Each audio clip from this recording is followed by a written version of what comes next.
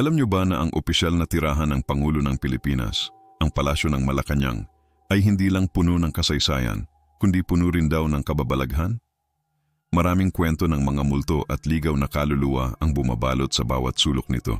Isa sa pinakatanyag na kwento ay tungkol sa multo ni Pangulong Manuel L. Quezon. Sinasabi ng mga staff at gwardiya na madalas daw nilang naririnig ang tunog ng kanyang makinilya, lalo na sa gabi mula sa dating opisina niya.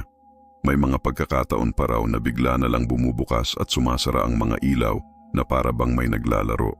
Isipin niyo na lang, naglalakad ka sa pasilyo sa kalaliman ng gabi, tapos bigla kang makakarinig ng pagtatype. Nakakakilabot, di ba? Pero hindi lang si Quezon ang nagpaparamdam dyan. May mga kwento rin tungkol sa isang babaeng nakaputing bestida na madalas daw makitang naglalakad sa mga hardin ng palasyo. Walang nakakakilala sa kanya, pero ayon sa sabi-sabi, isa raw siyang dalagang namatay noong panahon ng digmaan. Ang presensya niya raw ay malumanay pero nakakapangilabot, lalo na kapag bigla na lang siyang lilitaw at mawawala sa gitna ng mga halaman. Hindi rin mawawala ang mga kwento tungkol sa mga ligaw na kaluluwa ng mga sundalong Hapones mula noong World War II. May mga nakakarinig daw ng mga yabag ng paa na nagmamartsa at minsan may mga anino raw na sumusulpot sa mga madidilim na bahagi ng palasyo, partikular na sa mga basement. Ito raw ay mga kaluluwang hindi matahimik dahil sa malagim na sinapit nila sa lugar na yon.